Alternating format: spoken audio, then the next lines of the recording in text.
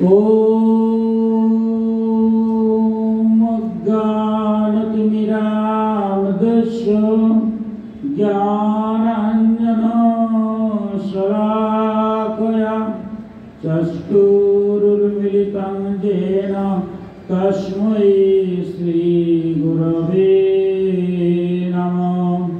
ओम नमो भगवते वासुदेवाय। ओम नमो भगवते वासुदेवाय। ओम नमो भगवते वासुदेवाय। श्रीमद् भागवतेर दशम स्कंदेर प्रथम अध्यायेर 15 এবং 16 নম্বর শ্লোকে শ্রী সুখদেব গোস্বামী পরীক্ষিত মহারাজকে লক্ষ্য করে বলছেন, সম্যক ব্যবস্থিতা বুদ্ধিস্তব রাজর্ষিও সত্যম বাসুদেব কতয়াম তে তজ্জাতনষ্টিগীরতি বাসুদেব কথা প্রশ্ন পুরুষং স্ত্রীং পুনাতিহি ভক্তারম পৃচ্ছকম সুত্রিষ্যোপাদশলীলম যথা। শ্রী সুখদেব গোস্বামী বললেন, ভগবত লীলারসিক হে রাজর্ষি শ্রেষ্ঠ পরীক্ষিত, তুমি যে স্থির সিদ্ধান্ত গ্রহণ করেছ তা অত্যন্ত সমীচীন এবং আদরণীয়, কারণ সকলের হৃদয়ের আরাধ্য দেবতা শ্রীকৃষ্ণের লীলা শ্রবণে তোমার সহজ এবং সুদৃঢ় প্রীতি জন্মেছে। যেমন গঙ্গা জল বা শালগ্রাম রূপী নারায়ণের চরণামৃত সকলের পবিত্রতা সম্পাদন করে, সেই রূপ ভগবান শ্রীকৃষ্ণের চরিত কথা বিষয়ক প্রশ্ন, বক্তা, প্রশ্নকর্তা এবং শ্রোতা এই তিনজনেই শান্তি লাভ করে ইহকালে শান্তি এবং পরকালে মুক্তি লাভ করে। সুখদেব গোস্বামী পরীক্ষিত মহারাজ যখন জানতে পারলেন যে 7 দিনের মধ্যে তার মৃত্যু হবে, তখন তিনি ভগবানের কৃষ্ণের লীলাগুলো জানতে আগ্রহ ছিলেন এবং সেই আগ্রহ দেখে সুখদেব গোস্বামী বলছেন যে, মহারাজ, ভগবানের জন্ম লীলা আগ্রহ হওয়া সেটাও ভগবানের কৃপা ভিন্ন হয় না। আজ যে আজকে যারা আয়োজন করেছেন সেখানে ভগবানের আলোচনা শুনতে যারা আসছেন লীলা কথা বলছেন, সেটা জন্ম জন্মান্তরের পুণ্য হল। কারণ ভগবান শ্রীকৃষ্ণের লীলা কথা শ্রবণ করা কিরকম একটা উদাহরণ দিয়েছেন যে, গঙ্গা জল যেভাবে অপবিত্র হয় না, গঙ্গা জলে যেমন সবকিছু শুদ্ধ হয়, শালগ্রাম শিলার যে চরণামৃত আমরা পান করি, বলি অকালে মৃত্যুহরণম সর্বব্যাধি বিনাশনম বিষ্ণু পাদৌতম বিদ্যা সুরসিধারায়ণমহম। সর্ব পাপ ক্ষয় হয়ে নারায়ণ শিলার সেই চরণামৃত যদি আমরা মাথায় ধারণ করি, অকালে আর মৃত্যু হয় না। ঠিক তেমনই ভাবে কৃষ্ণ লীলা কথা যারা শ্রবণ করেন তারা ইহকালে শান্তি লাভ এবং পরকালে গোবিন্দের চরণ লাভ হয়, শুধু শোনা মাত্রই। এরপরে বলছেন, যারা ভগবান শ্রীকৃষ্ণের লীলা কথা নিয়ে প্রশ্ন করেন অথবা যারা ভগবান শ্রীকৃষ্ণের লীলা কথা নিয়ে বক্তৃতা করেন অথবা যারা শুনেন, এরা তিনজনই সমান এবং তিনজনই ইহকালে শান্তি এবং পরকালে মুক্তি লাভ করে। কারণ এই সংসারে আমরা যে যাই বলি, সবাই চাই আমরা শান্তি। অনুষ্ঠানের যে বিষয় বিশ্ব শান্তি, তো বিশ্ব শান্তি হতে গেলে তো আমার ব্যক্তি শান্তি হতে হবে, পরিবার শান্তি হতে হবে, সমাজ শান্তি হবে, রাষ্ট্রের শান্তি হবে, তবেই তোমার বিশ্বের শান্তি হয়। তাই ভগবানের সান্নিধ্য লাভের জন্য ভগবানের লীলা কথা, ভগবান যে জন্মেছিলেন সেই ভাগবতের দশম স্কন্ধ পুরাটাই শুধু জন্মলীলা বর্ণনা দিয়েছেন। সেই ভাগবতের অনেক কথা, আবার আমাদের জানি 18টা পুরাণ, 4 লক্ষ শ্লোক। ভাগবতের যে কথাগুলো সেটারও আবার অনেক বিস্তারিত আলোচনা করা হয়েছে স্কন্ধ পুরাণ, পদ্ম পুরাণ এবং ব্রহ্মবৈবর্ত পুরাণ। সেই পুরাণগুলোর ঘটনা যদি আমরা জানি, ভগবান শ্রীকৃষ্ণের আবির্ভাব, এই যে ঘটনা লীলা, এই লীলার মধ্যে আমাদের সমাজে কেন অশান্তি, রাষ্ট্রে কেন অশান্তি, পরিবারে কেন অশান্তি, ব্যক্তির কেন অশান্তি, সমস্ত অশান্তির সমাধান তার লীলার মধ্যে দিয়ে গেছে। অতি সংক্ষেপে আমি দুটা জিনিস, ভগবানের আবির্ভাবের প্রেক্ষাপট এবং ভগবানের বাল্য লীলার সামান্য একটু পাঠ করবো, কারণ একবারে আরো অনেক অনুষ্ঠান আছে। ভগবানের সান্নিধ্য পাওয়ার জন্য কিন্তু আমরা যাই, আমরা যে যাই বলি সবাই মনুষ্য জন্ম দুর্লভ বলি, দুর্লভ মানব জন্ম পেয়েছে, শান্তি চাই। নারদ মুনি ঠিক সেইভাবেই নারায়ণকে একদিন প্রশ্ন করেছেন যে ভগবান, তোমার লীলা কথা যে কত বর্ণনা হয়েছে তার শেষ নাই। 4খানা বেদে বর্ণনা হয়েছে, কিন্তু কঠিন বেদের ব্যাখ্যা 108খানা উপনিষদে সেটা ব্যাখ্যা হয়েছে, সেটাও বোঝার মতো ক্ষমতা সবার নাই। তাই কি করলেন ব্যাসদেব 18টা পুরাণে 4 লক্ষ শ্লোক সম্বলিত পুরাণগুলা লিখলেন। কিন্তু এগুলা কি এতগুলা পড়া বোঝা কি এত সহজ? এরপর আবার 20খানা স্মৃতি হলো। এতগুলা কথা বলে লাভ নাই, আমরা তো সবাই শান্তি চাই। শান্তি পাইতে গেলে নারদ মুনি আমাদের হয়ে প্রশ্ন করছেন ভগবানকে যে নারায়ণ, তুমি বলো তো দেখি, তোমারই তো এখানে পাওয়া যায়, সেইখানে গেলে তোমার সান্নিধ্য যদি পাই তাইলে তো ভগবানের সান্নিধ্য পাইলে তো শান্তি। যে যাই বলি না কেন, ঈশ্বরের সান্নিধ্য ছাড়া শান্তি হয় না।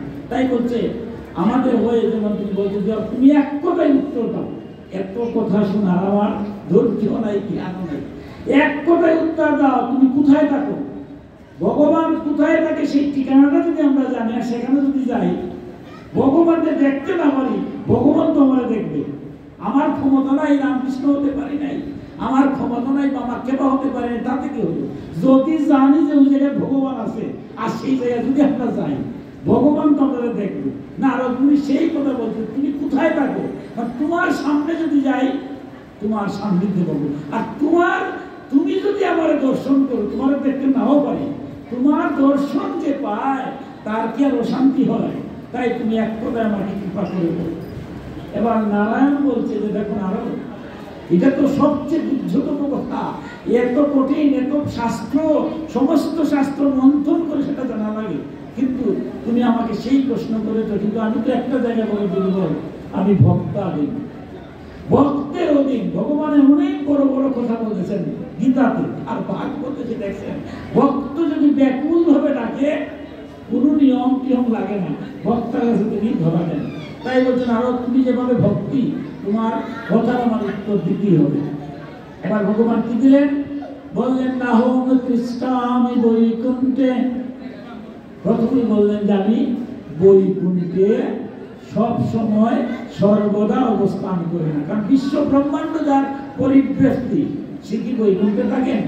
আমরা পুরাণে যদিও বৈকুণ্ঠে বলছেন, কিন্তু বলছেন এবার নারদকে কথা যে আমি সবসময়, আমি শুধু বৈকুণ্ঠে থাকি তা নয়, আমি সবসময় কেন অবস্থান করি না? কোথায় থাকে? যোগী নাম হৃদয়ীনাচা, যোগীরা যারা ধ্যান করছে, ভগবানের নাম 24 ঘন্টা ধ্যানে মগ্ন।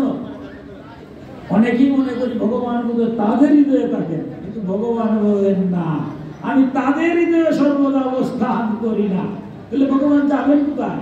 এবার বলছেন মদ ভক্ত, আমার ভক্তগণ। সেই ভক্ত কারা? বারবার গীতা ভাগবতে বলছেন গারস্থ আশ্রমী শ্রেষ্ঠ ধর্ম, সংসার ত্যাগ করতে বলেন নাই। ভাগবতের যত ভক্ত, ভক্ত ধ্রুব বলেন, পিতু বলেন, কেউই সংসার ত্যাগে নাই, আপনাদের মতো সংসারী। সংসার ধর্ম থেকে সমস্ত কিছুর মধ্য দিয়ে যারা ভগবানকে ডাকে, মদ ভক্ত যত্র গায়ন্তি, আমার ভক্তগণ সমস্ত ব্যস্ততার মধ্য থেকেও যারা আমার নাম স্মরণ করে কীর্তন করে, তত্র তিষ্ঠামি নারদ, হে নারদ আমি সেখানেই ভক্তদের হৃদয়ে অবস্থান করি। তাই ভগবানের কথা মতোই ভগবান আজ যেখানে ভগবানের লীলা কথা হচ্ছে সেখানেই ভক্তদের হৃদয়ে অবস্থান করছেন। তাই ভক্তদের চরণ ধুলি মাথায় নিয়ে আজকের আলোচনায় আমি প্রবেশ করছি। প্রথম যে বার্তা আমি বলছিলাম যে ভগবানের আবির্ভাব কেন হলো। ভগবান জন্ম নিয়েছেন আমরা দাপর যুগে, আজ থেকে 5250 বছর পূর্বে। আমরা গাণিতিকভাবে একটা মোটামুটি ব্যাখ্যা দিয়ে সম্ভবত এই সময়েই ভগবান আসছেন। তো ভগবান আসাটা প্রথমে আমার মতো ওদের একটা প্রশ্ন থাকে, ভগবান কেন আসছেন? ভগবান আসছেন লীলা করার জন্য। লীলা করে কি করবেন? লীলা করে জগৎকে বুঝিয়ে দিবেন ভালো কোনটি মন্দ কোনটি। তিনি বুঝিয়ে দিবেন কোন পথে আমার চলা উচিত, কোন পথে চলা উচিত নয়। এই জন্যই ভগবান নিজ মুখে গীতায় তার অবতারকে অপ্রপঞ্চ প্রপঞ্চনাথ অবতরণম অবতার। যেখানে জন্ম নাই, যেখানে মৃত্যু নাই, সেখান থেকে জন্ম মৃত্যু চক্রে যিনি আসেন মনুষ্য দেহ নিয়া, তাকে বলছেন অবতার। আর ভগবান যুগে যুগে আসেন, কিন্তু পূর্ণ অবতার হয়ে আসেন না। যুগ অবতার হন অথবা অংশ অবতার হন। আর ভগবান শ্রীকৃষ্ণ পূর্ণ অবতার রূপে আসছেন। তাই তিনি তার নিজ মুখে বলছেন অর্জুনকে উদ্দেশ্য করে যে আমি কেন আসি? যদা যদা হি ধর্মস্য গ্লানির্ভবতি ভারত অভ্যুত্থানম ধর্মস্য তদাত্মানম সৃজন্মহম পরিত্রাণায় সাধুনাং বিনাশায়শ্চ দুষ্কৃতাম ধর্ম সংস্থাপনার্থায় সম্ভুবামি যুগে যুগে। যখনই ধর্মের গ্লানি হয়, সমাজে যখন ন্যায় সত্য ধর্ম বিলুপ্ত হয়, অন্যায় অবিচার অত্যাচারে যখন সমাজ রাষ্ট্র বিশ্ব জর্জরিত হয়, বলছে আমি যখনই ধরা এই পৃথিবীটা আর পাপ সহ্য করতে পারে না। কারা পাপ করে? এই মনুষ্য দেহ নিয়া, দুর্লভ জন্ম নিয়া, এই মানব জন্ম নিয়েই। কিন্তু কারণ 84 লক্ষ জনির মধ্যে 80 লক্ষ বার ভোগ জনি এই পৃথিবীকে নষ্ট করে নাই।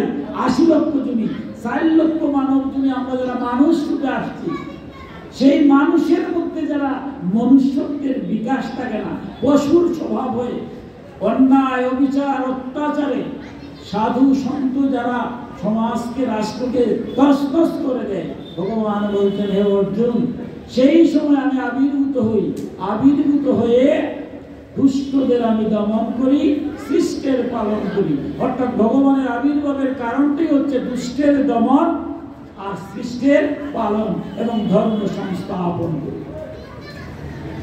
ভগবান যখন দাপর যুগে শিশুপাল কংস সহ যেরকম দুরাচারীরা কিরকম যে বিশ্বটাকে শেষ করে ফেলছিল, তারা ভাবছিল অমর হয়ে গেছে।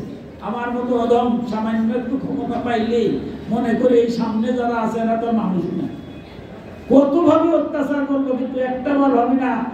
জরাসন্ধ 86টা রাজ্য, এই যে আমাদের পুরাণের ঘটনা, 86টা রাজ্যের রাজাকে পরাস্ত করে বন্দী করেছে। 100টা রাজ্য সে দখল করবে, করে 100টা রাজাকে সে হত্যা করে সমস্ত রাজ্য সে অধিকার করবে। 86টা করে ফেলছিল, কিন্তু আর 87টা হলো না। এর মধ্যে তার পতন হলো ভগবান শ্রীকৃষ্ণের আবির্ভাবের কারণে। জরাসন্ধের চেয়েও বড় কি আমরা ভাবতে যদি, এটা তো ঠিক হবে না। শিশুপালের মতো দুরাচারী, কংসের মতো দুরাচারী কেউ কি টিকতে পারলো? আবার যারা ধর্মের লেপাস করে অধর্মকে যারা সমর্থন দেয়, কারণ মহাভারতের কথা হচ্ছে ভগবান শ্রীকৃষ্ণ বলছেন এই সংসারে যারা দুষ্ট তাদের জন্য সমাজ ধ্বংস হয় না। তা আমার কথা নয়, ভগবানের কথা, মহাভারতের কথা, গীতার কথা।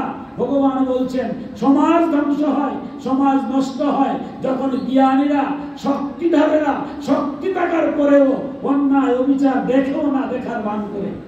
সেই এরা অন্যায়ের যে ক্ষতিকর, তাদেরও অধঃপতন হয়। এই জন্য আমরা দেখেছি জ্ঞানী বিশ্ব, স্বেচ্ছামৃত্যু যার, দ্রোণাচার্য, যার অস্ত্র থাকলে এই পৃথিবী কাউকে বধ করাতে পারে না। আমরা দেখেছি কর্ণ, যার সামনে দাঁড়াইবার মতো ক্ষমতা কেউ নাই, কিন্তু তারা কি বাঁচতে পারলো? তারা ধর্ম করত, কিন্তু অধর্ম হলে দেখে তারা মারত না। দ্রৌপদীর বস্ত্রহরণ হয়েছে, কুলবধূর বস্ত্রহরণ হয়, সেই সভাতে কে ছিলেন? দ্রোণাচার্য ছিলেন, কৃপাচার্য ছিলেন, কর্ণ ছিলেন, দাতা কর্ণ। দাতানুকে যিনি বিশ্বখ্যাত, তার মতো দাতার নাই, বিশ্ব ছিলেন। কিন্তু তার সামনে দ্রৌপদীর বস্ত্রহরণ হচ্ছে, এরা মাথা নত করে বসে আছেন। একটা হুঙ্কার দিলে দুর্যোধনের কি ক্ষমতা আছে? দুঃশাসনের কোন নিজস্ব ক্ষমতা ছিল? ও বিশ্বর দ্বারা দাঁড়াইবার মতো। কিন্তু তারা বুঝেও না বুঝের ভান, দেখেও না দেখার ভান, অন্যায়কে প্রশ্রয় দেওয়া, কিন্তু তার পরিণাম ভয়াবহ। তারা কি বাঁচতে পারবেন? তাই আমার সমাজ ব্যবস্থায় ভগবান এই নির্দেশনা দিচ্ছেন, আমি যত বড় ক্ষমতার অধিকারী হই, যখনই আমি অন্যায় অবিচারে লিপ্ত হব অথবা অন্যায় অবিচার লিপ্ত হওয়া লোকদের প্রতি আমি ঘৃণা করবো না, তাদের বিরুদ্ধে দাঁড়াবো না, আমাদের পরিণামও বিশ্বের মতো হবে। সাধু সাবধান, সাধুকে সাবধান করছেন। তাই বলছেন যখনই ধর্মের গ্লানি হয়, কোনটা ধর্ম আর কোনটা অধর্ম এটা বুঝতে হবে। কারণ ন্যায়, সত্য এবং ধর্মই হচ্ছে ভগবান কৃষ্ণের আদর্শ। আমরা ভগবান কৃষ্ণের 125 বছর, 10 বছর যদি আমরা বাল্যলীলা বাদ দিই, 10 বছরও তিনি অনেক অসুরকে বধ করেছেন, অকাসুর বকাসুর সহ কালীয় দমন। সারাটা জীবন শুধু ন্যায় সত্য ধর্ম সমাজে প্রতিষ্ঠা করার জন্য তিনি সংগ্রাম করে গেছেন।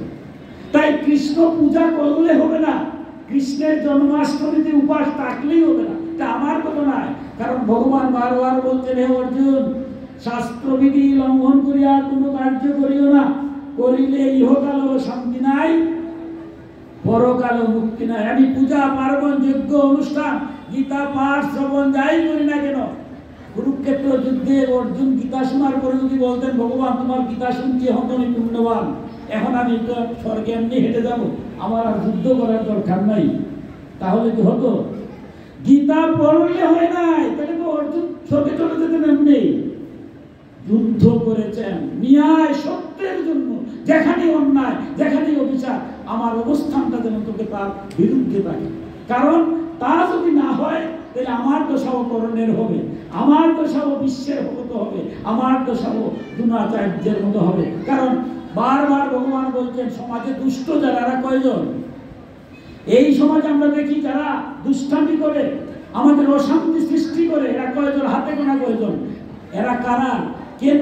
কোনো না কোনো ছত্রছায়ায় তারা থাকে। যারা এই ছত্রছায়ায় থাকে তাদের উদ্দেশ্যে ভগবান বলছেন, তোমরা দুষ্টের ছত্রছায়া দিও না, তার পরিণাম ভয়াবহ। তাই অর্জুনকে উদ্দেশ্য করে বলছেন, দুষ্টের দমন এবং সৃষ্টের পালনের জন্য আমি জন্মগ্রহণ করি, অধর্ম সংস্থাপনের জন্য। এরপর আমার মতো একটা অধমের প্রশ্ন থেকে যায়, ভগবান তুমি ঐশ্বর্যময়ী, তুমি একমেব অদ্বিতীয়, তুমি এক, তোমার বিভূতি মাত্র। কারণ গীতায় বলছেন, দেবতারা সব আমার অঙ্গস্বরূপ। যে বা যাহারা কোনো কিছু পাওয়ার জন্য অন্য দেবতার পূজা করে, তারা জেনে কিংবা না জেনে আমারই অর্চনা করে, আর তারা যা কিছু চায় বা পায় আমি তা দিই। অর্থাৎ একই ভগবান শ্রীকৃষ্ণ, আমার সনাতন ধর্মে বহু ঈশ্বরে বিশ্বাস করি না, এক ঈশ্বর বিভিন্ন রূপে আবির্ভূত হন, তারই শক্তি। প্রশ্ন হলো, তার যদি এত শক্তি থাকে নিজে আসার দরকারটা কি? একজন রাজা সমাজে যদি অন্যায় হয়, তার সেনাবাহিনী আছে, পুলিশ বাহিনী আছে, রেপ বাহিনী আছে, বর্তমান সময়ে তাদেরই পাঠালিত হয়। রাজা নিজে গিয়ে দুষ্টকে দমন করার দরকারটা কি? এটা প্রশ্ন থেকে যায় না? তাহলে ভগবান পূর্ণরূপে আসছেন বলছেন, কেন আসছেন? অতি সংক্ষেপে একটা কথা বলবো। এক রাজা এক সাধু ব্যক্তিকে তার সভার মধ্যে এই প্রশ্নটা করেছেন যে, আপনার ভগবান নিজে আসার দরকারটা কি? উনি তো সমস্ত বিশ্ব ব্রহ্মাণ্ডের অধিপতি, তার কত শক্তি আছে, কত দেবতা আছে, তাদেরকে পাঠাতে পারতেন, তিনি আসার দরকার কি? সাধু ব্যক্তি চিন্তা করে, রাজায় প্রশ্ন করেছে, উত্তর তো রাজার মতো দিতে হবে। যে যে প্রকৃতির তার মতো রাজারে তো আর তো শাস্ত্র বুঝিয়ে লাভ হবে নাকি? উনি রাজা প্রশ্ন করে এই উত্তরটা দিতে হবে সেরকম। উনি তাৎক্ষণিকভাবে বলো, দেখুন আপনি কঠিন প্রশ্ন করেছেন, তার উত্তর আমার 1 সপ্তাহ সময় দেন, 1 সপ্তাহ পরে ঠিক এই স্থানে আমি আপনার উত্তর দেবো। ঠিক আছে, 1 সপ্তাহ গেল, 1 সপ্তাহের মধ্যে অনেক ঘটনা ঘটলো। 1 সপ্তাহ পরে রাজা উপস্থিত হয়েছে, সবাই আসছে। কেন ভগবান নিজে আসলেন? এবার সাধু ব্যক্তি বলছেন যে, মহারাজ গতকাল মানে যেদিন প্রশ্নের উত্তর দিবেন আগের দিন তিনি রাজাকে বলছিলেন, রাজা মহাশয় কালকে তো আমার গর্দানি হবে, যে অবস্থা, আমি যদি উত্তর দিতে না পারি, তা আজকে শেষবারের মতো একটু নৌকা বিহার করে আসি। নৌকা বিহার করতে গেলে তো আমরা সবাই মিলে যাব নৌকায়, বিশাল জলরাশির মধ্যে যাব, তো আপনার ছেলেটাও যাওয়ার জন্য আগ্রহ। রাজা বলছেন, আমার ছেলে তো অত বড় না, ছোট্ট ছেলে, সে যাবে। যাক, আমরা এত সব আছি, আপনার এত সুন্দর সামর্থ্য আছে, সবাই দেখে রাখবো, সে আনন্দ করবে না? মহারাজ রাজি হয়েছিলেন। যখন নৌকা বেয়ারে গেলেন, কিছুক্ষণ পরেই দেখা যায় মাছ নদীতে যাওয়ার পর উত্থাল জল, রাজার ছেলেটা জলের মধ্যে পড়ে গেছে। যেমনি না জলের মধ্যে পড়ছে, স্বাভাবিক রাজার ছেলে, উনার যে সৈন্য সামন্ত যারা আছে একের পর এক ঝাঁপ দিতেছে, কিন্তু আর পাচ্ছে না। রাজা কেঁদে আপ্লুত হচ্ছে, নিজে পড়ে যাবেন। মন্ত্রীরা বুঝাচ্ছে যে আপনি করবেন কেন, আপনার এত সৈন্য সামন্ত আছে, আপনি কি বুঝে পাবেন নাকি? তারা বুঝে পাবে। রাজা বলছে আমাকে ছাড়ো, আমার ছেলে পড়ছে, আমার ছেলে পড়ছে, আর আমি কি অপেক্ষা করবো আমার সৈন্য সামন্ত দিয়ে আনবে? আরে স্যার, কোনো অবস্থায় রাখা যায় না। এক পর্যায়ে রাজা এমন পর্যায়ে মৃত্যু অবস্থা, কারণ পুত্র সূত্র যে হয় ছাড়ো, না আমি এই মুহূর্তে হাত বিল করবো। তখন মন্ত্রীরা দেখলেন আর উপায় নেই, এবার সাথে সাথে রাজার পিছন দিক থেকেই তার ছেলেটা উঠল যে বাবা এই তো আমি। রাজা যাই খাট ফিল্টা করেননি, রক্ষা হয়েছে। এবার রাজাকে বলছেন, মহারাজ কালকে যে ঘটনা ঘটলো, আপনার এত সৈন্য সামন্ত ছিল, এতগুলা জলের মধ্যে পড়লো, কই আপনি তো কারোর প্রতি বিশ্বাস রাখলেন না, নিজের ছেলের রক্ষার জন্য নিজে পড়ে যাওয়ার জন্য উদ্গ্রীব হলেন। আপনার এই প্রশ্নের উত্তর দেওয়ার জন্য আপনার ছেলের মতো একটা পুতুলের মতো বানিয়েছিলাম। আসলে ওই ছেলেটা, আপনার ছেলে তো আমার কাছে আছে, তাকে বুঝিয়ে রাখছিলাম, আর ওই পুতুলটা আপনার সামনে পানির মধ্যে ফেলে দিয়েছিলাম। আপনি তো আর বুঝতে পারেন নাই। দেখুন আপনার ছেলে করার, আপনার সন্তান করার পরে আপনি কি চিন্তা করেন যে আমার সৈন্য সামন্ত, আমার লোক বল আছে, তারা গিয়ে তাকে উদ্ধার করবে? সেদিন তো যদি একটু আর দেরি হতো, তাহলে হয়তো আপনার হাত ফেলি করবেন। এবার বলুন তো দেখি, আমার ভগবান যিনি বিশ্ব ব্রহ্মাণ্ডে সবার পিতা, তিনি জগৎ পিতা, দুরাচার দুষ্টটা যখন একেবারে সমাজকে ধ্বংস করে দেয়, তখন কি তিনি অপেক্ষা করবেন যে না আমার কিছু আমার শক্তির জন্য পাঠাই? না, নিজের সন্তানকে রক্ষা করার জন্য নিজে আবির্ভূত হবেন। রাজা বুঝতে পারলেন, বলে সর্বনাশ, ঠিকই। তাই আমরা যারা সন্তান তুল্য সংসারে আছি, আমরা যখনই কোনো বিপদ হয় আমরা খুব ভয় পাই, কারণ আমরা নিরহ মানুষ। ভয় তো হবে, ভয় তো তারাই করে যারা নিরহ। তবে একটা ভালো জিনিস, নিরহরা কোনো পাপ করে না, কারণ এরা ভয় পায় যে আমি যদি অন্যায় অত্যাচার করি, তার বিনিময়ে ইহকালে হোক পরকালে হোক আমার শাস্তি ভোগ করতে হবে। আর ভগবান বলছেন, যদি যারা দুষ্ট, যতই দুষ্ট করুক, তাদের দমনের ব্যবস্থা আমি করবো না, হয় নিজে আমি আবির্ভূত হব। ভক্তদেরকে তিনি আশ্রয় করে দিয়েছেন যে আমি নিজে আবির্ভূত হয়ে, এই জন্যই তা পর্যন্ত তিনি নিজে আবির্ভূত হয়েছেন। তার যে লীলা কথা দেখুন, আমি সম্পূর্ণ কথায় যাব না, শুধু লীলা। ভগবানের কোথায় জন্ম নিলেন? কারাগারে। সভাপতি একটা প্রশ্ন যাচ্ছে, ভগবান জন্ম নিলেন পূর্ণ ব্রহ্মলোকে, তাও আবার কারাগারের মধ্যে কেন? তার মা বাবা ভগবানের মা বাবা, সর্বনাশ, ভগবানের মা, ভগবানের বাবা, ভগবানের বাবার হাত বাঁধা, পা বাঁধা, জেলের মধ্যে বন্দী, এই অবস্থায় ভগবান জন্ম নিলেন। দেখুন কত কঠিন কথা সনাতন ধর্মে। আজকে সংক্ষেপে ব্যাখ্যা করবো, কি মধুর ব্যাখ্যা করেছেন। কংস যখন দুরাচার, কংস যখন বসুদেব এবং দেবকীকে কারাগারে বন্দী করলো, যখন ভগবান আবির্ভূত হলেন জন্ম অষ্টমী এবং রোহিণী নক্ষত্রে, রোহিণী নক্ষত্রে যখন তিনি আবির্ভূত হলেন, আবির্ভূত হওয়ার সাথে সাথে কিন্তু তিনি কি করলেন? কারাগারে। এই কারাগারটা মানে কি? আমরা এই জগৎটা, এই যে সংসারটা, এটা একটা কারাগার। এই সংসার যদি কারাগার না হতো, তাহলে আমরা ধর্মকর্ম সঠিকভাবে করতাম। আমার মতো অধম যারা, তারাই তো ধর্ম করে, অন্যায় অবিচার করে। অন্যায় অবিচার তো কোনো ধার্মিক লোক করে না। এই কারাগারের মাঝে বন্দী থেকে, এই দেহটা একটা কারাগার, দুর্লভ মানব জন্ম পেয়েছি, কিন্তু সঠিক ব্যবহার করতে পারি না। মন্ডে কিছু কাজ জানো না, এই দুর্লভ মানব জন্ম পেয়েও ন্যায় সত্যপথে জীবনকে ধরতে পারলাম না, অন্যায় অবিচারের সাথে নিজে গেলাম। কিন্তু যারা ভক্ত, তারা এই সংসারে থেকেও তাদের মনটা ভগবানের কাছে দিয়েছে। ভগবান তো বলছেন, মানব না, আমাকে মন দাও, মন দিলেই হলো। সেই বসুদেব এবং দৈবকী যখন কংসের কারাগারে বন্দী অবস্থায়, সব বন্দী করেছে, কিন্তু কংস কি তাদের মনটাকে বন্দী করতে পারলো না?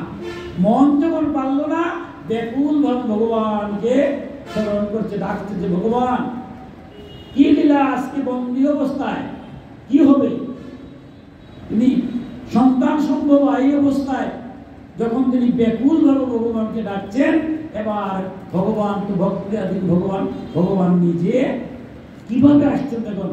ভগবান শ্রীকৃষ্ণ যখন জন্ম নিয়েছেন, ভক্তের ডাকে তিনি শঙ্খ চক্র গদা পদ্ম রূপী ওম দেহ সদা সবিত্রী মণ্ডল মধ্যবর্তী নারায়ণ ষোড়শী যাসন নিবেশকে উরবান মকর কুণ্ডলবান কিরীটিহারি গোপুরগীত শঙ্খ চক্র গদা পদ্ম, নারায়ণের সেই যে রূপ শঙ্খ চক্র গদা পদ্ম কিরীটিহার চক্রে আবির্ভূত হলেন। যেমনি ভগবানের আবির্ভূত, সাথে সাথে অন্ধকার দূরীভূত হয়ে গেছে, আলো হয়ে গেছে, ঝড় ঝঞ্ঝা থেমে গেছে। প্রহরীরা সবাই, যারা দুষ্ট দুরাচার বংশের প্রহরী ছিল, সবাই মোহনিদ্রায় নিদ্রিত হয়ে গেছে। বসুদেব এবং দৈবকীর যে শৃঙ্খল পড়া ছিল হাতে পায়ে, সেগুলা এবার আগে তো মন দিয়ে ডাকছিলেন, দুটি হাত একখানে এনে প্রণাম করতে পারছিলেন না। এবার যখন শঙ্খ চক্র গদা পদ্ম দেখলেন, এবার হাত জোর করে প্রণাম করছেন যে নারায়ণ, তোমার কি অশেষ কৃপা, আজ তুমি কেন আবির্ভূত হলে। এবার নারায়ণ বসুদেবকে বলছেন, কি মধুর করে ভাগবতের দশম স্কন্ধ সংক্ষেপে বলছি, বসুদেব এই সংসারটা তো তুমি অনেকবার জন্ম নিয়েছো, আমিও অনেকবার জন্ম নিয়েছি। কারণ এই সংসারটা কি, বাসাম নিশিজেরনানি যতা বিহায় নমানি বিন্ধাতি নরুহ পরানি তথা শরীরানি বিহায় জেরনা অন্নানি সংজাতি নবানি দেহি। বস্ত্র যখন পুরাতন হয়, মানুষ যখন বস্ত্র পরিত্যাগ করে নতুন বস্ত্র ধারণ করে, এই দেহটা যখন জরাজীর্ণ হয়, এই জরাজীর্ণ দেহটা পরিত্যাগ করে সাধন অনুযায়ী, কর্মফল অনুযায়ী নতুন জীবন ধারণ করে। সেই নতুন জীবন কত? 84 লক্ষ জুড়ি, তার মধ্যে 80 লক্ষ 12 ভুগছে। দেখুন কর্মফল কত ভয়ঙ্কর।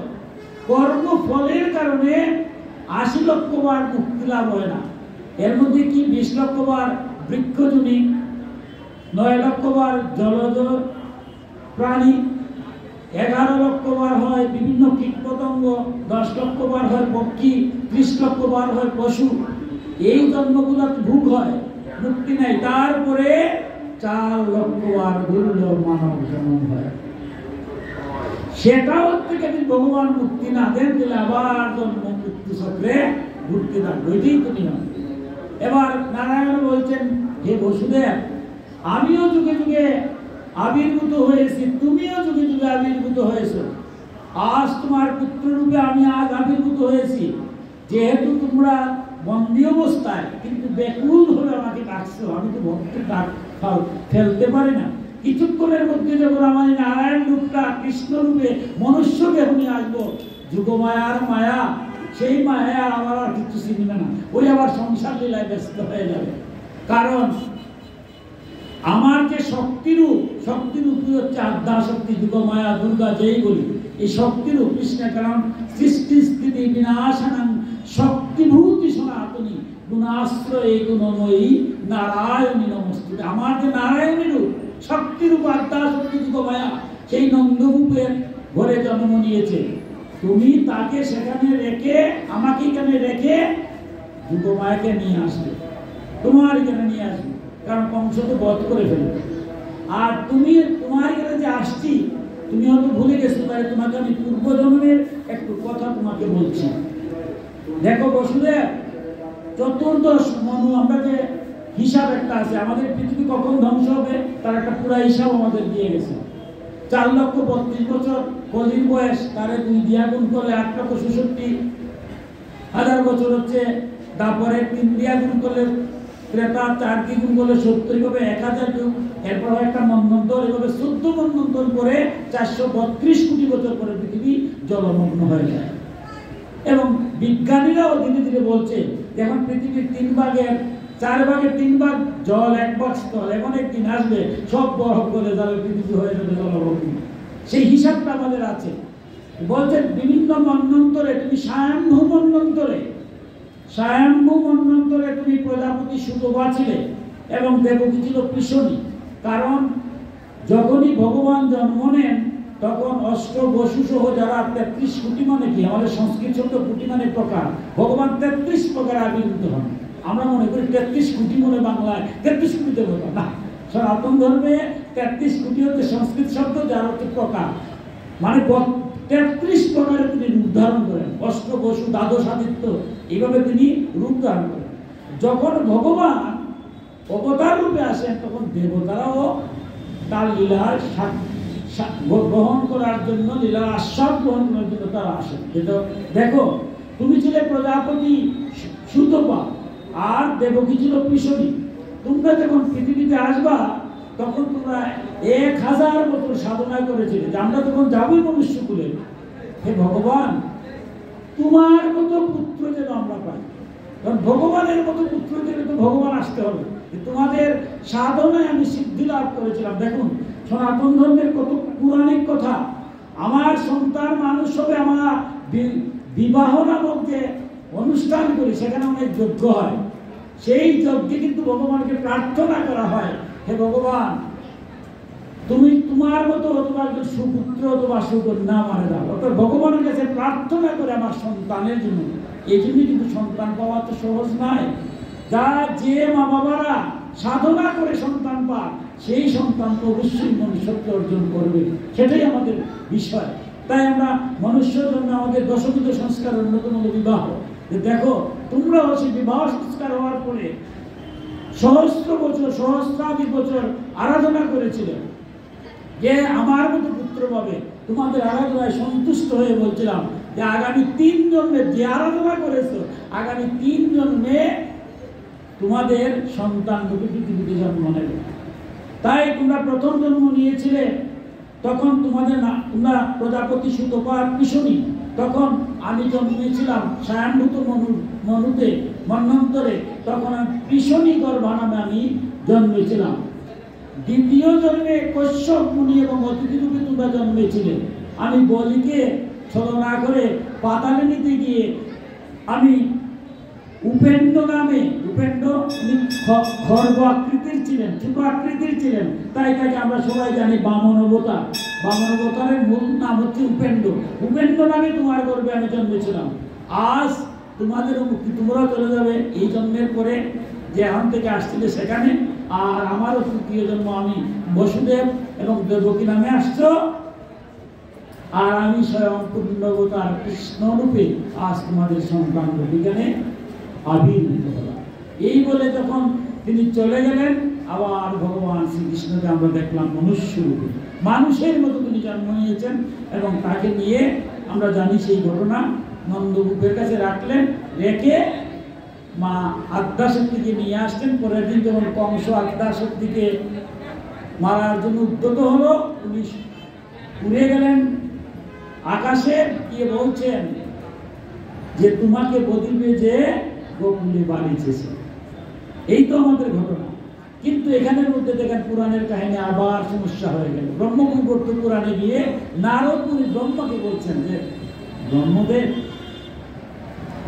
ভগবানের বাবা বলে কথা, বসুদেব সাধনা করে ভগবানকে পেয়েছেন পূর্ণ ব্রহ্মদেব, তার লীলা তো বোঝা বড় মুশকিল। তিনি জন্মের সময় চতুর্ভুজ শঙ্খচক্র গদাবদ্ধ ধারণ করেছেন, শৃঙ্খল খুলেছেন, ভালো কথা। নন্দের বাড়ি গিয়েছেন, ভালো কথা।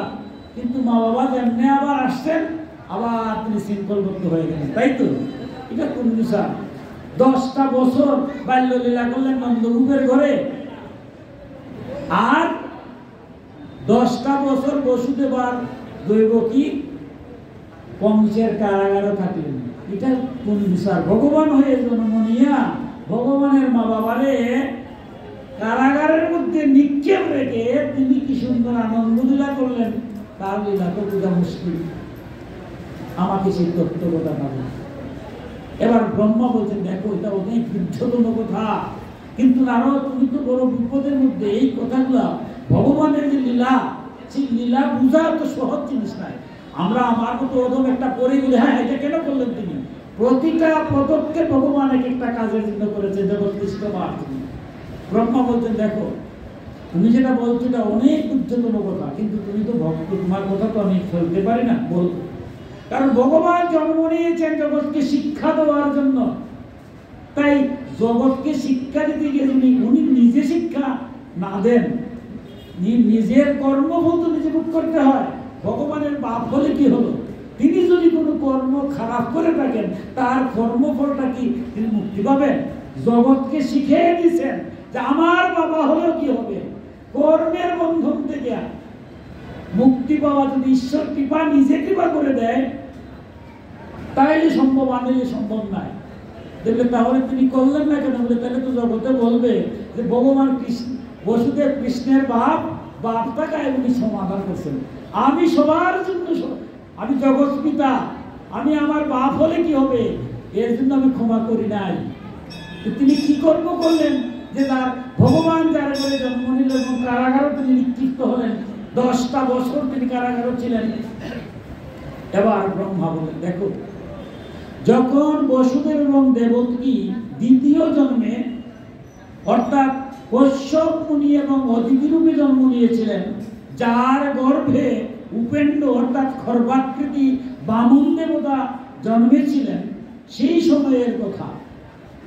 কারণ বামন অবতার যার গর্ভে জন্ম নিয়েছেন সেই কশ্যপ মুনি কত জ্ঞানী এবং কত সাধনায় সিদ্ধি লাভ করেছেন চিন্তাই করা যায় না।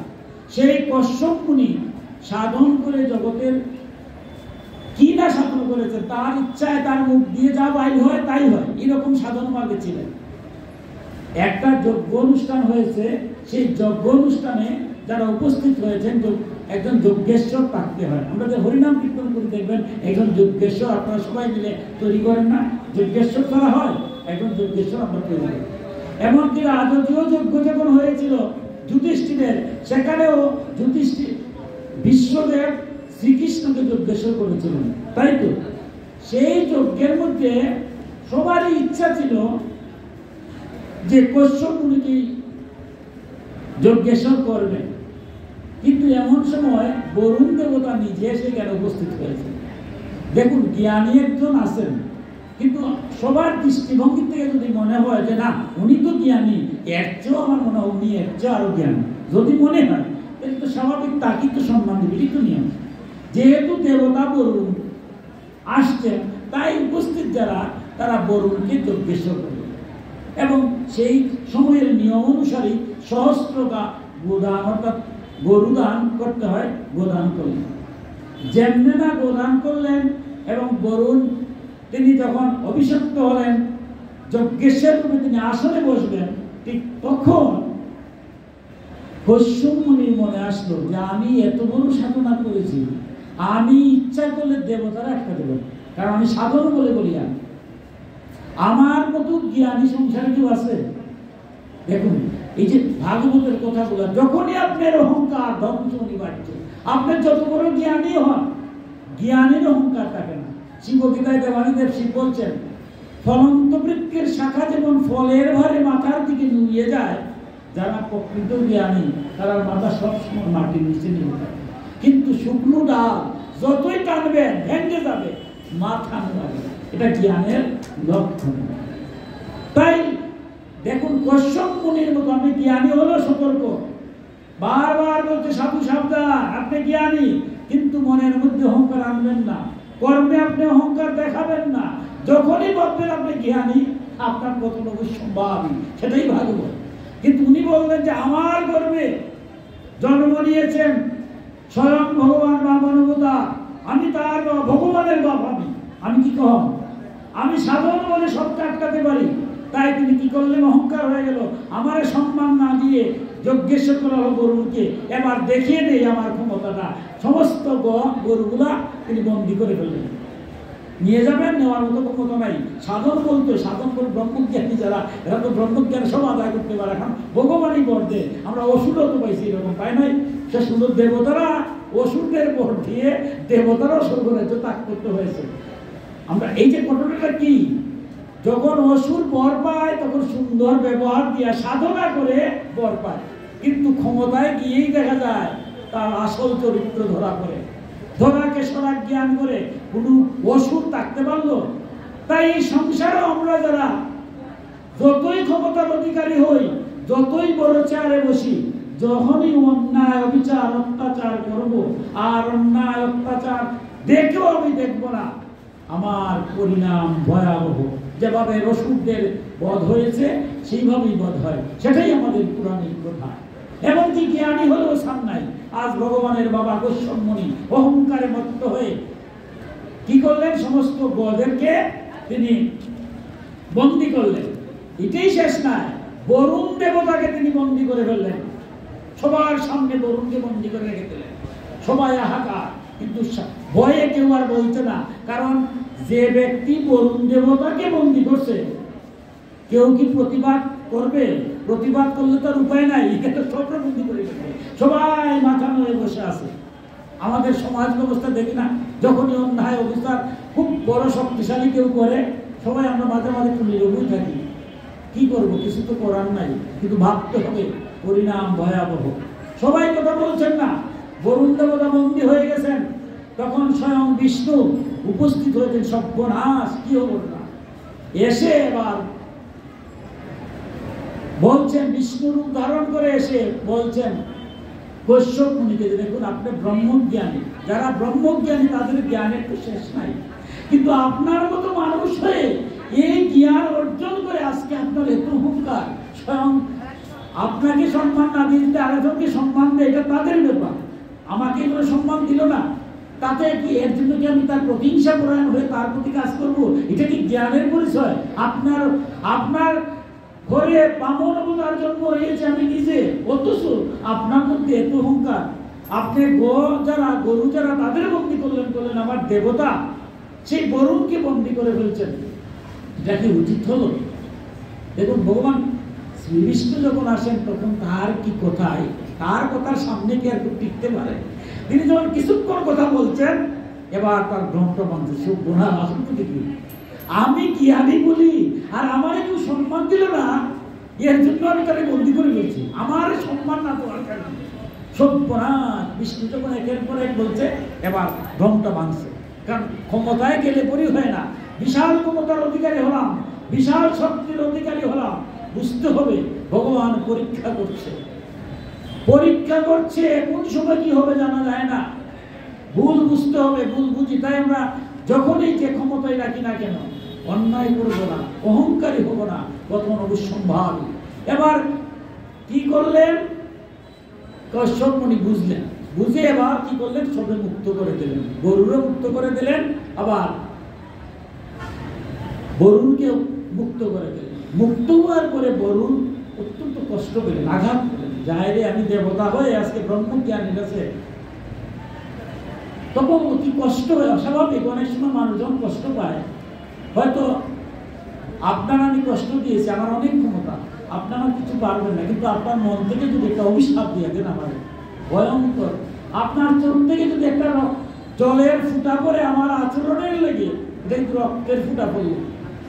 তাই বরুণ দেবতা বলছেন যে মুনিবর, আজ আমাকে যে অপমান করলে বিশ্ববাসী জানবে আমি দেবতা হয়েও আজ বন্দী হলাম, তাই আমি আজ মনের দুঃখে তোমাকে আজ অভিশাপ দিতাম না, কিন্তু দিতে বাধ্য হলাম, কষ্ট পেলাম যে তুমি আজ যে বলে বলিয়ান হয়ে আমার যারা দান করেছে সেই তুমি বন্দী করেছিলে, আগামী জন্মে পূর্ণ ব্রহ্ম ভগবান শ্রীকৃষ্ণ যখন দাপর যুগে যাবে, তোমার পুত্র সেবার দ্বারা বিশ্বকে দেখিয়ে দেবে যে বাপের কর্মফলের কারণে ছেলে সেই ভোগ করে দেবে, আর ভগবান নিজে সেবা করে দেখিয়ে দেবে।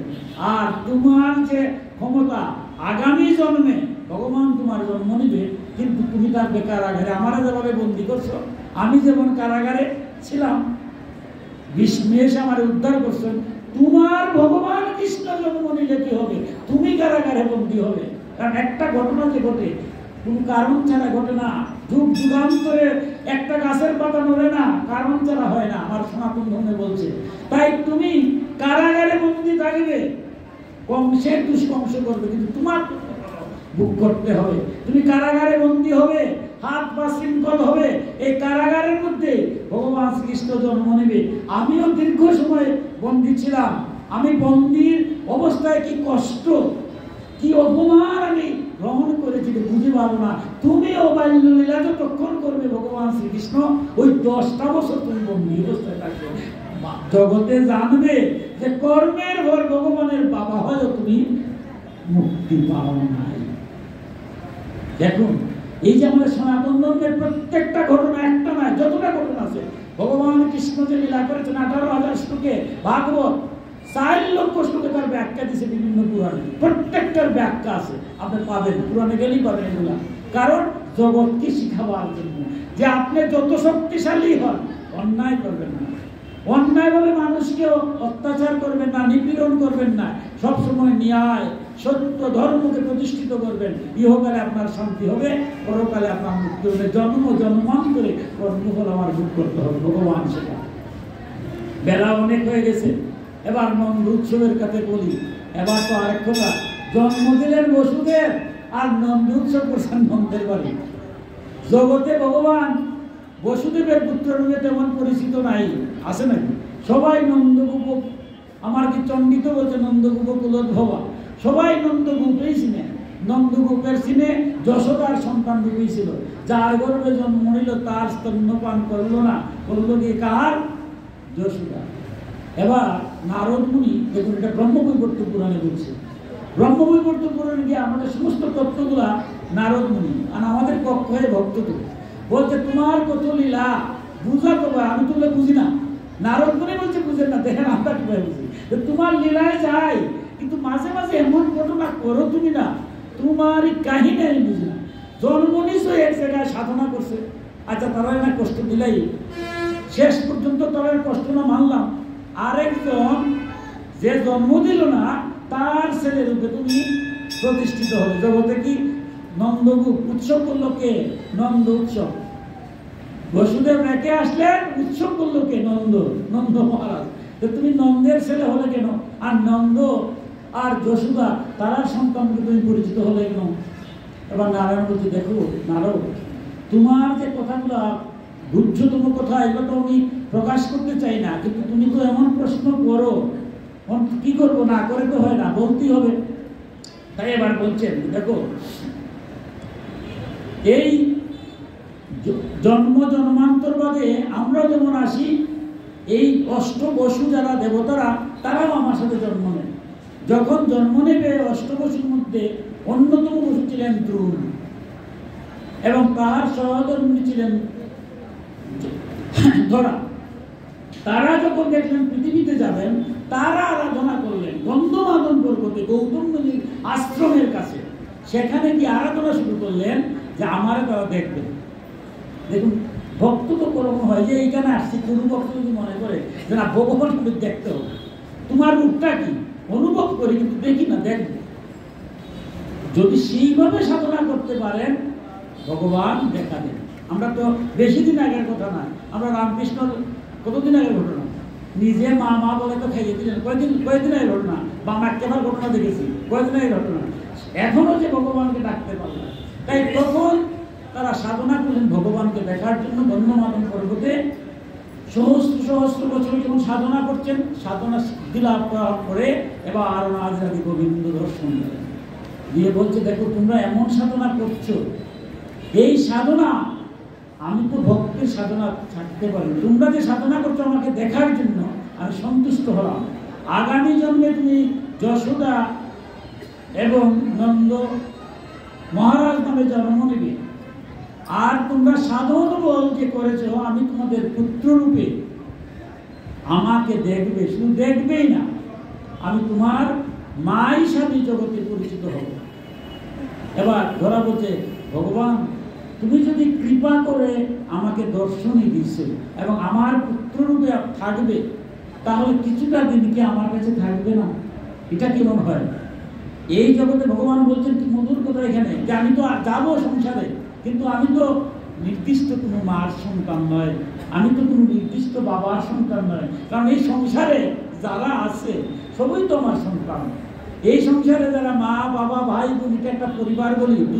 এটা দুপুরবেলা স্নানের ঘাটে গেলে পরে আমরা সবাই যেমন আগে দেখতাম চৈত্র মাসে জল নাই, স্নান করতে গিয়েছি আমরা অনেক যাই, যে বাড়িতে জল থাকতো, সেখানে গেলাম, দুপুরবেলা একটু গল্প টল্প করলাম, কিছুক্ষণ পরেই বলি আর উপায় নাই, বেলা হয়ে গেছে, যাই সবাই চলে গেলাম। এই সংসারটা তো এরকম, কিছুদিনের লেগে আসছি, পিতা পুত্র কন্যা বন্ধু বান্ধব কত পরিচয় পরিচিত, কিন্তু কদিন পর আবার চলে যাব। বললো দেখো কোথায় যাবে, আমরা সবার মধ্যে তো ভগবান আছে, আপনার মধ্যে ভগবান নাই, আমার মধ্যে ভগবান নাই। যারা অন্তর্যামীকে চিনে তারা তো আর অন্তর্যামী পূজার জন্য বহুরূপে যায় না।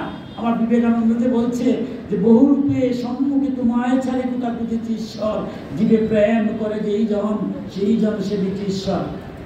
আমার কৃষ্ণ পূজার জন্য কোথায় যাবো? আপনি একবার নিজের হৃদয় মন্দিরে তাকিয়ে দেখেন, এই হৃদয় মন্দিরে কে আছে?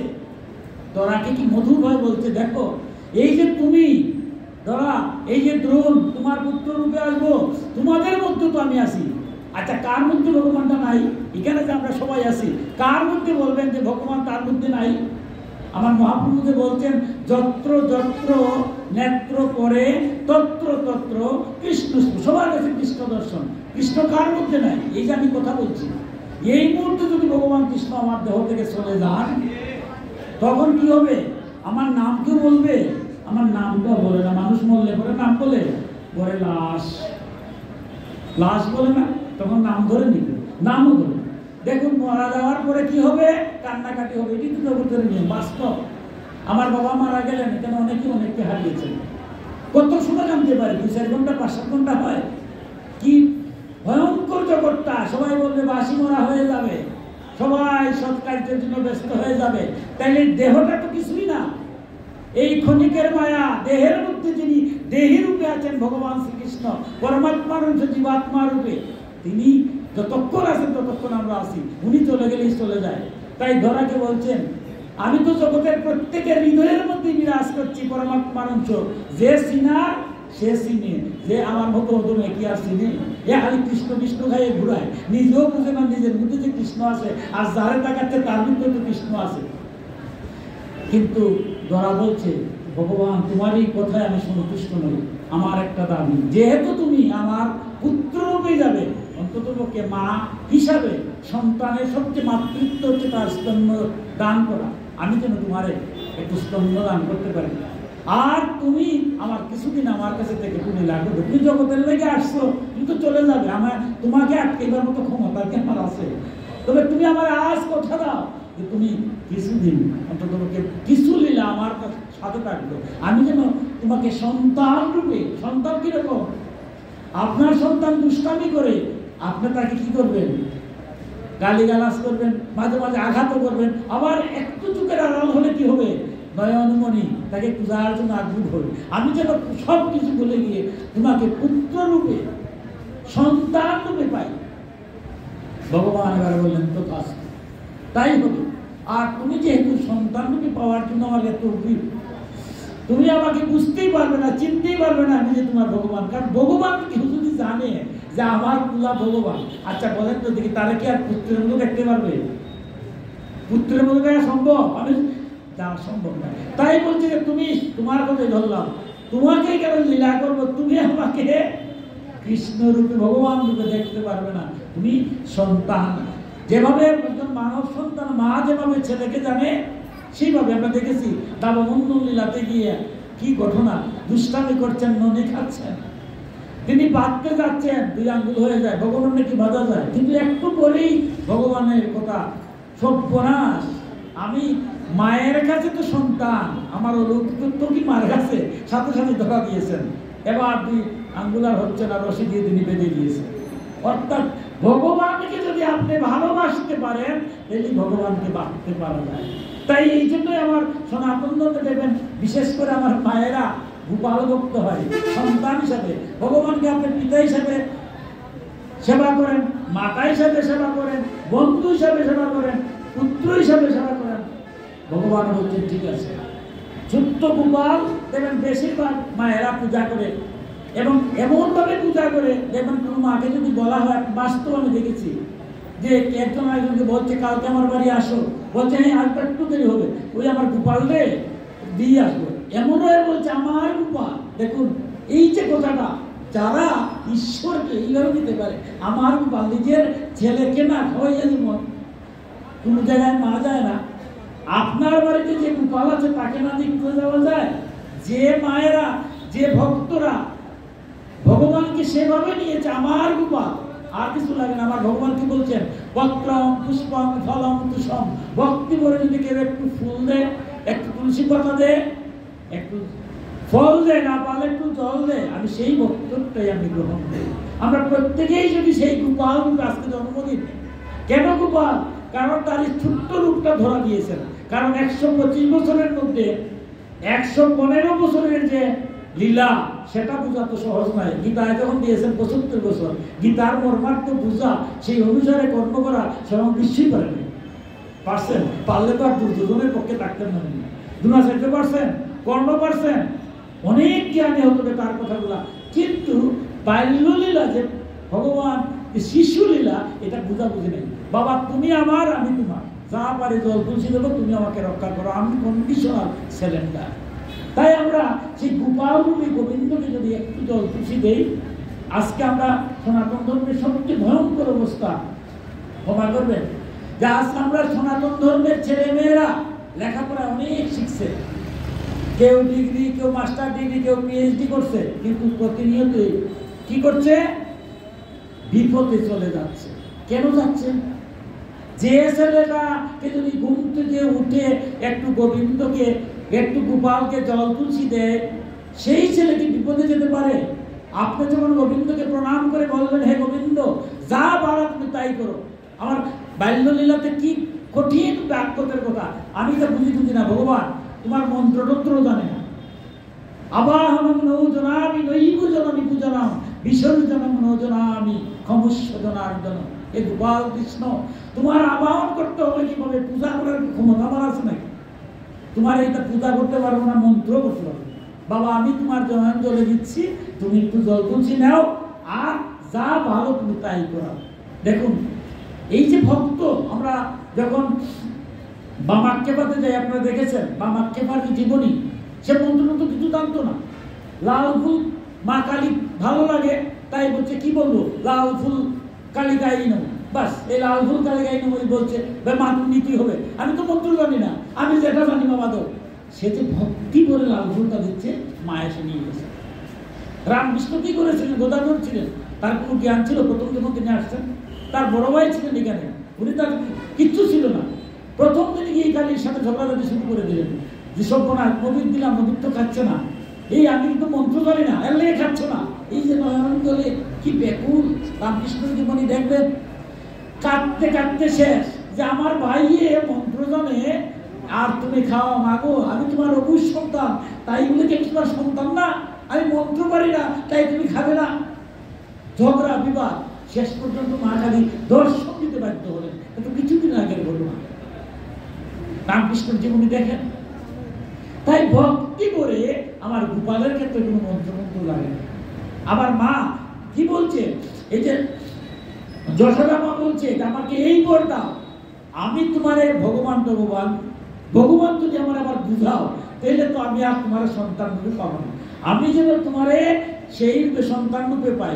আর জগতে আরেকটা বর, জগতে যারাই তোমার এই গোপাল কৃষ্ণ রূপে সেবা করবে, তারাও যেন মন্ত্র লাগে না, তোমারে যেভাবে দেয় তুমি তাদের উদ্ধার করবে। তাই আমরা যদি গোপালকে একটু জল দেই, একটু প্রণাম করে বলি, হে গোপাল, মন্ত্র কিছু জানি না, তুমি যা বলো তাই করাও, কিন্তু ভগবানের বিপদে করলেন। আমার সন্তানটাকে অন্ততপক্ষে প্রতিটা দিন আমরা যে যাই করি, পূজা পার্বণ যজ্ঞ অনুষ্ঠান যাই করি, কিসের লিয়া করি, আমার ভবিষ্যৎ প্রজন্ম যদি ধ্বংস হয়ে যায়, আমার ভবিষ্যৎ প্রজন্ম যদি বিপদে চলে যায়, এই হরিনাম কীর্তন, এই গীতা পাঠ, এই ভাগবত পাঠ, এই অনুষ্ঠান দিয়ে আমার কি লাভ হবে? তাই আমরা প্রত্যেকেই যার যার অবস্থান থেকে নিজ সন্তান, শুধু আমার সন্তান নয়, সমাজের যারা সবাই তো আমার সন্তান, সবাই তো ভগবানের অংশ, জগতের কল্যাণী মঙ্গল, যার যার অবস্থান থেকে চলে বলে যেভাবেই হোক, আমার সন্তানদেরকে যেন প্রতিদিন ঘুম থেকে উঠে আমার গোপালকে যেন একটু জল দিই, আর কিছু লাগবে না। যদি যারা ভক্ত, এরা তো তুলসী পাতাও দিবে, ফলও দিবে, ফুলও দিবে, তাও যদি না পারো, ভগবান তো বলতে শুদ্ধ একটু জল, যে সন্তান একটু জল দিবে তোকে, সেই সন্তান কোনো বিপদ জ্ঞান হয় না। সেটা আমার যশোদা মা কি করেছিলেন? আরাধনা করেছিলেন, বর পেয়েছিলেন। তখন ভগবান শ্রীকৃষ্ণ বললেন, তোমরা এত ভক্ত, তাই আমি তোমাকে আরেকটা বর দিচ্ছি। কি বল? আমি যখন কৃষ্ণ রূপে যাব, আমার তো পূর্ব নির্ধারিত বসুদেবের করে জন্ম নেব, আবার দেবকীর করে জন্ম নেব, কিন্তু কর্মের ফল থাকায় এরাও ওই বরুণের অভিশাপ থাকায় তারা কারাগারে থাকবে। আর ওই সময়টা 9 বছর 7 মাস, প্রায় 10 বছর সময়টা তোমার এখানে আমি থাকবো, লীলা করব, তবে আমাকে চিনবে না, তবে জগতে জগতে তোমার নামই থাকবে না। কারণ যশোদা বলছিল শেষ পর্যন্ত কি কথোপকথন, দেখো কত সাধনা করে বসুদেব আর দেবকী তাদের কুলে তুমি আসলে, আর আমরা তো পালিত মা বাবা, জগতে তো আমার বলতে পালিত মা বাবা, শেষ পর্যন্ত ওই কলঙ্কগুলোই আমার থাকতে হবে। এবার ভগবান বলছে, না গো মা, যার স্তন্য পান করছি আমি, সেই মা পালিত মা হয় না? এই জগতে আমি তোমাকে বর দিলাম যশোদা নন্দন রূপে, নন্দ গোপনাবে আমি জগতে বিখ্যাত হব, তোমাদের সন্তান রূপে থাকবো, তোমাদের কোনো কষ্টের কারণ নাই, তোমাদের সন্তান রূপে থাকবো। তাই আমরা দেখুন এখন আমরা নন্দোৎসব বলি, নন্দোৎসব বলি না? তাই ভগবানকে যদি বাসতে হয়, ভালোবাসতে পারেন, তাহলে আপনার সন্তানই হবে, তা তো না। সন্তান হলেই যে ভগবানকে পাবেন তা না, সন্তান ছাড়াও এই যে লীলার কথাটা কি? আমি সাধনা করতে পারি নাই, ভগবানকে সন্তান রূপে পাই নাই, তাতে কি হলো? আপনি যদি ভগবানকে ভালোবাসতে পারেন, নন্দেরও তো সন্তান ছিল না। তাই ভগবান বলছে, আমি প্রত্যেকটা ভক্তের কাছে, যে ভক্ত আমাকে ব্যাকুল ভাবে ডাকে, সেই ভক্তের আমি সন্তান রূপে হয়ে যাই। ভক্ত আমার মাতা পিতা, ভক্ত আমার গুরু, ভক্তই আমায় নাম দিয়েছে বাঞ্ছা করিতে। ভাগবতে বলছেন, যে ভক্ত আমায় ডাকে, আকুল ভাবে ডাকে, এই যে আমরা খাই, কিছু দিলে ভগবান দিয়ে খাই, ভগবান তার কিছু বলছেন না, যা খাবে আমার দিয়ে খাও, যা করো আমার নামটা স্মরণ করো। যারা এইভাবে করে, আমি তাদের সন্তান রূপে হয়ে যাই, আমি তার কাছে ভগবান রূপে থাকি না, তাকে আমিও তার সন্তান রূপ হয়ে, ভক্তে আমার মাতা পিতা, ভক্ত আমার গুরু, তাকে আমি গুরুরূপে পূজা করি, অর্চনা করি। দেখুন, একটু যদি ভগবানকে আমরা ডাকতে পারি, ভগবান আপনার সন্তান রূপে সেবা করবে। আমার মনটা এই যে বারবার বলছেন কর্ম করা, ভালো কর্ম করা কিন্তু সোজা। আমার মতো এই যে আপনাদের ভক্তের কাছে আসছি, এখন আমার মনটা খুব ভালো, এইখান থেকে খালি যাবো, গেলেই দেখবা কার মাথায় বাড়ি দেব, কারে আমি অপমান করব, নিজের ক্ষমতা দ্বারা দেখাবো, এই যে কারণ। কিন্তু আমার ভগবান যদি একটু কৃপা করে, তাহলে আমি এখান থেকে চলে গেলে তোমার ভগবান আমার হৃদয়ের মধ্যে থাকবে, তাহলে অহংকার করার আর সুযোগ থাকবে না। কারণ জগতে যখনই আপনি কুকর্ম করবেন, অন্যায় করবেন, অবিচার করবেন, অত্যাচার করবেন, অহংকার করবেন, তখনই আপনি বারবার কষ্ট করতে হয়। কিন্তু ভগবানকে যখন আপনার হৃদয়ের মধ্যে স্থান দিবেন, আপনি ভগবান কি বলছে যে পূজা পার্বণ এমনকি জপ যে আমরা করি, তার একটা নিয়ম আছে, নিয়ম ছাড়া জপ হয় না, সর্বত্র হয় না আমার পিতা, কিন্তু ভগবানকে ডাকতে কোনো নিয়ম নেই। আপনার অন্তর জিহ্বা ভগবান কি দিয়েছেন? 2টা জিহ্বা। দেখুন, একটা দিয়ে আমরা কথা বলছি, আর অন্তরের একটা জিহ্বা আছে। যারা আপনারা গুরু মন্ত্র ধ্যান করেন, দেখবেন গুরুর নিয়ম কি? মুখটা বন্ধ থাকবে, চোখও বন্ধ থাকবে, 2 চোখে গুরুর মধ্যে আরেকটাকে রেখে আপনি জপ করবেন। জপ কিভাবে করবেন? মুখ যদি বন্ধ থাকে, জিহ্বা তো বন্ধতে, জপ কিভাবে? জপ হবে অন্তর জিহ্বা, অর্থাৎ ভিতরের। মুখ বন্ধ করলে আমার জপ করতে অসুবিধা নেই, অন্তরের একটা জিহ্বা আছে, ভিতরের জিহ্বা, ওই জিহ্বা দিয়ে জপ করা যায়, মুখ বন্ধ করলে করা যায়। তাই আপনি যত কর্মই করেন, ভগবান বলছেন যারা আমার অন্তর জিহ্বার দ্বারা অন্তর্গামী রূপে আমাকে সবসময় স্মরণ করে, রাস্তা দিয়ে যাচ্ছেন, কাজ করছেন, ভগবানকে স্মরণ করছেন, বলছেন সে পথ ভ্রম হয় না, সে তার পথ আমি নিজে নিয়ে যাই। আপনার পথ ভ্রম হবে না। যখন আমি ভগবান থেকে দূরে চলে যাই, তখনই ভগবান আমার মধ্যে অহংকার বোধ আসে, অন্যায় অবিচার আসে। তাই ভগবানের কথা হচ্ছে, ভক্ত হয়ে, মনুষ্য হয়ে যারা আমার নাম সবসময় স্মরণ করে, আমি তাদের হৃদয় অবস্থান করি। আমরা অনেক সময় চলে গেছে, আমার মনে হয় সময় আর পাচ্ছি না, আমাদের যেটুকু সময় ছিল আর কিছুক্ষণের মধ্যে শেষ করতে হতো না। আমার প্রথম খণ্ডে অনেক সময় চলে গেছে, ভাবছিলাম বাল্যলীলায় যাবো, বাল্যলীলায় যাওয়ার আর সময় নেই, কারণ দুপুর মধ্যাহ্ন হয়েছে। তো বাল্যলীলার একটা ঘটনা একটু বলতেই হবে, না তো পূর্ণ থেকে যায়। বাল্যলীলা যে কি করেছেন, কি পরিমাণ, প্রতিটা ঘটনার সাথে একটা মানব আমাদের ঘটনা থেকে ভাগবতের যে কথাগুলো একটা গল্পের মাধ্যমে অনেক কঠিন তত্ত্ব সহজভাবে, যেটা বেদে শ্রুতিতে অথবা উপনিষদে যেটা বলছে সহজভাবে এসে ভগবান শ্রীকৃষ্ণ লীলার মাধ্যমে করেছেন। আমরা প্রথমেই যাচ্ছি বাল্য লীলার একটা ঘটনা। সুদামা, আপনারা জানেন ভক্ত সুদামা। এই ভক্ত সুদামা বিশাল ঘটনা। ভক্ত সুদামার কথা শেষ করা যাবে না, মানে এত বিশাল অবস্থা, তার শেষ নাই। সেই ভক্ত সুদামা সম্পর্কে একটা কথা বলি। তিনি গোয়া চড়াচ্ছেন, এবার মাঝে মাঝে তার বন্ধুরা প্রশ্ন করছে। এবার সুদামা বলছে যে দেখো সখা, তুমি কখনো বলো যে যার কাছ থেকে শিখবে জানবে তিনি হচ্ছেন গুরু। তুমি 24 প্রকার গুরুর কথা একবার বলেছো, আরেক জায়গায় গিয়ে 28 প্রকার গুরুর কথা বলেছো। তোমার এই কথাগুলো আমার মনেও থাকে না, বুঝিও না সবটা। যখন বলো সব ঠিক আছে, বলা শেষ ভুলে যাই, এগুলা পারবো না। তুমি আমার এক কথায় উত্তর দাও, আমাদের প্রধানত গুরু কয়জন? একজন না দুইজন বা তিনজন? প্রধানত এক দুজনের গুরু হবে না, প্রধানত গুরু কে কে? এবার দেখুন ভগবান বাল্যলীলা কি মধুর কথা।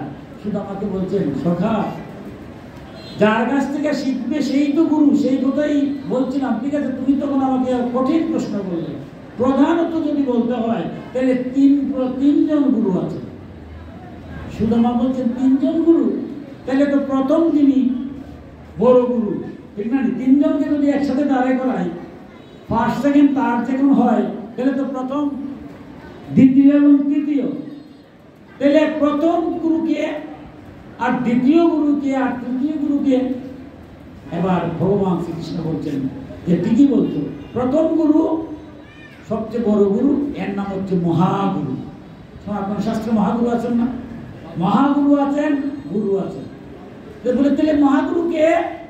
এবার বলছেন মহাগুরু হচ্ছেন মা বাবা।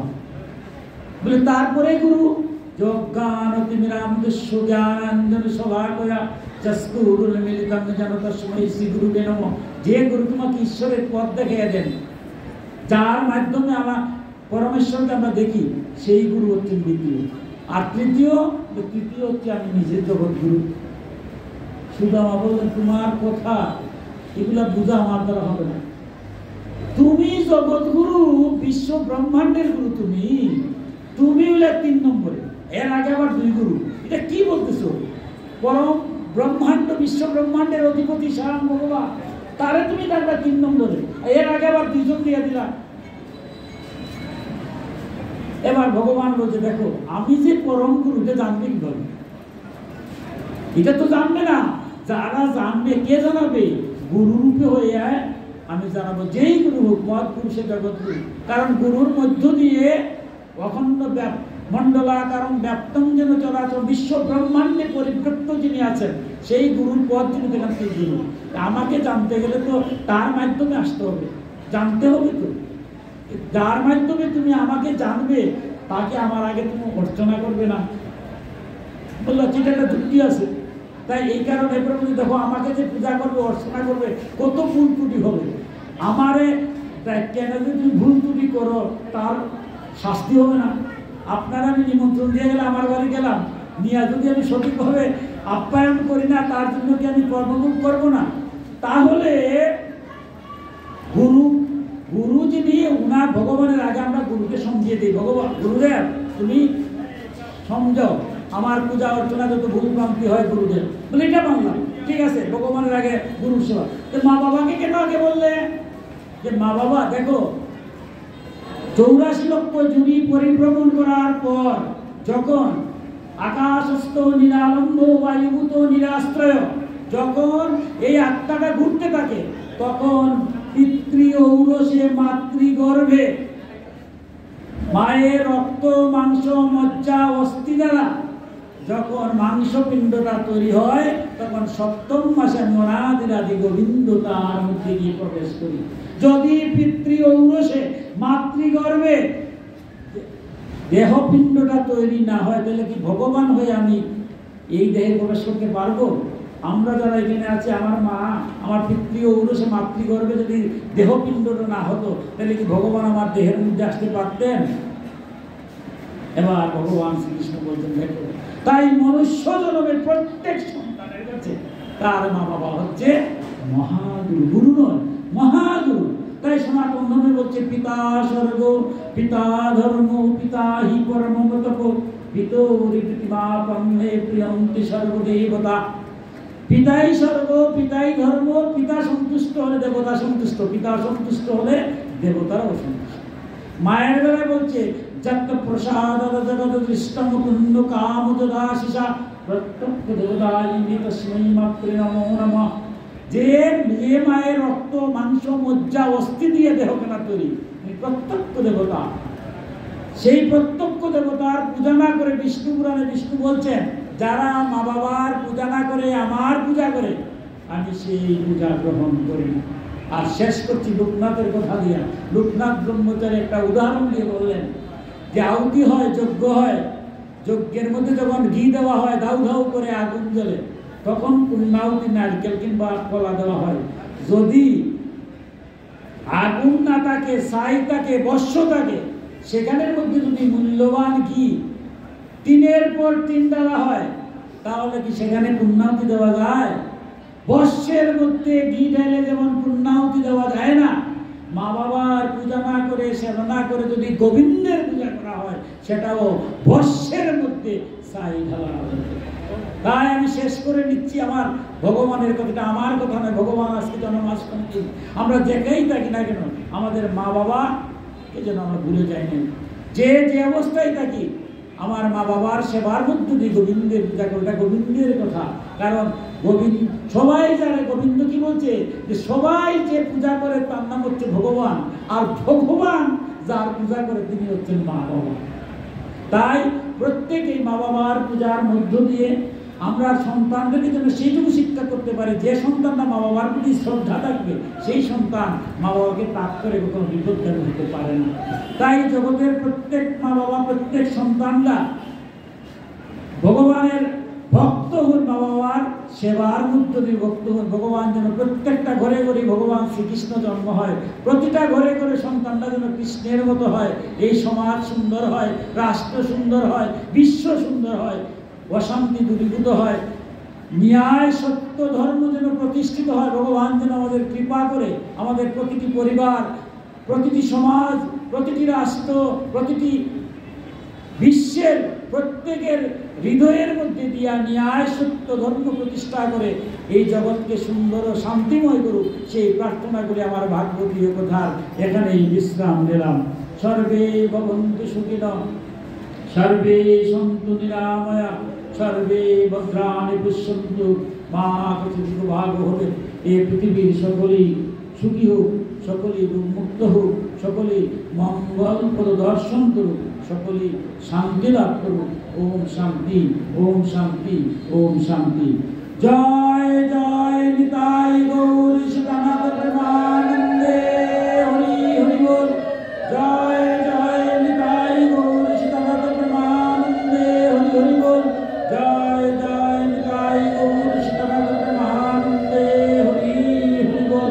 হরে কৃষ্ণ কৃষ্ণ কৃষ্ণ হরে হরে, হরে রাম রাম রাম হরে হরে, হরে কৃষ্ণ কৃষ্ণ কৃষ্ণ হরে হরে, হরে রাম রাম রাম হরে হরে, হরে কৃষ্ণ কৃষ্ণ কৃষ্ণ হরে